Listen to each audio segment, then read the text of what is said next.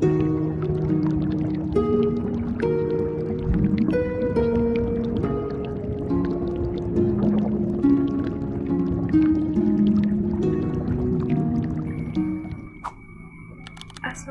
warahmatullahi wabarakatuh. Halo semuanya, perkenalkan nama saya Nurul dengan NIM 2023 dari Prodi Teknik Pembangunan Fakultas Ekonomi Bisnis. Adapun tujuan saya ini untuk memenuhi mid semester mata kuliah kewirausahaan dengan dosen pengampu Ibu Rizky Wardani SEMF. Indonesia adalah negara maritim yang memiliki potensi laut yang sangat besar. Salah satu peluang usaha yang menjanjikan adalah budidaya rumput laut.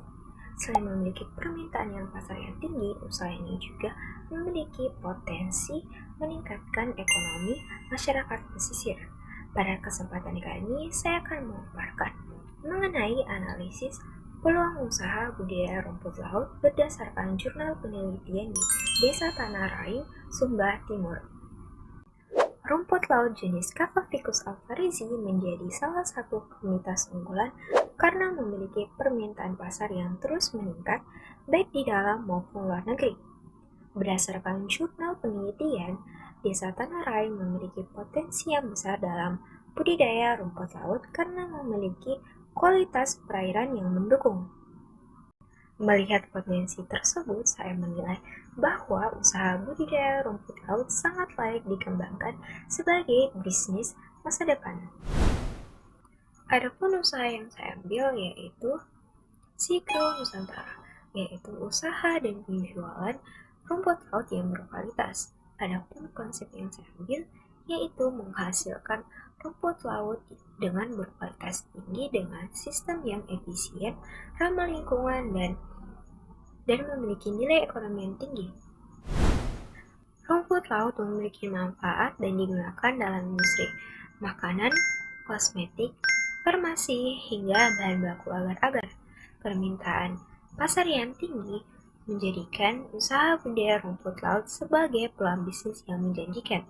Berdasarkan jurnal penelitian, usaha budidaya rumput laut di Desa Tanah Raing terbukti memberikan keuntungan yang besar dan layak dijalankan. Target konsumen dari usaha budidaya rumput laut meliputi pengepul rumput laut, industri makanan, industri kosmetik, industri farmasi, hingga perusahaan ekspor hasil laut. Selain itu, peluang pasar juga dapat dikembangkan melalui penjualan produk olahan rumput laut kepada masyarakat umum. Dengan target pasar yang luas, usaha ini memiliki peluang besar untuk terus berkembang.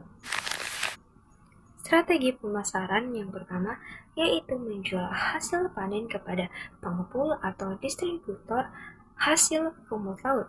Dengan cara ini memudahkan pembudidaya dalam memasarkan hasil panen karena produk dapat langsung diserap oleh pasar. Strategi kedua yaitu memanfaatkan media sosial seperti Instagram, TikTok, Facebook, dan WhatsApp bisnis sebagai media promosi. Melalui media sosial, produk dapat dikenal lebih luas dan mampu menjangkau konsumen dari berbagai daerah.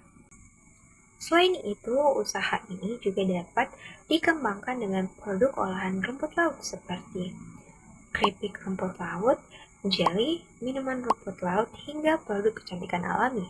Dengan adanya inovasi produk olahan, nilai jual rumput laut menjadi lebih tinggi dibanding hanya menjual bahan mentah. Strategi lainnya yaitu membangun branding produk agar terlihat lebih profesional dan memiliki daya saing di pasar. Dalam menjalankan usaha budidaya rumput laut, tentu terdapat modal dan biaya produksi. Biaya tetap meliputi pembelian tali ris, tali rafia, kayu, styrofoam, karung, dan alat penjemuran. Sedangkan biaya variabel meliputi pembelian bibit dan biaya tenaga kerja. Total biaya produksi usaha budidaya rumput laut mencapai sekitar 5.173.192.000 per tahun. Modal tersebut tergolong cukup terjangkau usaha budidaya rumput laut karena skala masyarakat pesisir. Berdasarkan hasil jurnal penelitian, produksi rumput laut kering mencapai sekitar 1.195 kg per tahun dengan harga jual 15.000 kg per tahun. Total pendapatan kotornya mencapai 17.925.000 per tahun. Setelah dikurangi total biaya produksi, keuntungan bersih yang diperoleh mencapai 12.751.808 per tahun. Hal ini menunjukkan bahwa usaha budidaya rumput laut mampu memberikan keuntungan yang cukup besar dan modal yang relatif kecil. Kekuatan pada usaha ini adalah permintaan pasar yang tinggi, modal dengan relatif terjangkau. Selain itu, ketersediaan sumber daya alam pesisir yang mendukung dan pengalaman budidaya menjadi faktor utama keberhasilan usaha ini. Kelemahan pada usaha ini adalah terletak pada tingkat pendidikan pembudidaya yang hanya sebagian besar lulusan SD, sehingga berdampak pada keterbatasan dalam penguasaan teknologi dan manajemen usaha, serta ketergantungan terhadap kondisi cuaca dan kualitas bibit. Peluang usaha ini sangat besar karena kebutuhan industri terhadap rumput laut yang terus meningkat. Adapun ancamannya yaitu ancaman usaha berasal dari perubahan cuaca ekstrim, penyakit ice, serta serangan hama seperti gangguan penyu dan ikan berenang. Berdasarkan hasil analisis kelayakan usaha budidaya rumput laut dinyatakan layak. Nilai payback period atau pengembalian modal adalah sekitar 0,3 tahun atau sekitar 3,6 bulan. Artinya modal usaha dapat kembali dalam waktu yang cukup cepat. Selain itu, nilai benefit cost ratio sebesar 3,8 yang menunjukkan bahwa usaha ini memberikan keuntungan yang jauh lebih besar dibandingkan dengan modal yang dikeluarkan. Hal ini membuktikan bahwa budidaya rumput laut memiliki prospek bisnis yang sangat baik untuk dikembangkan di masa depan.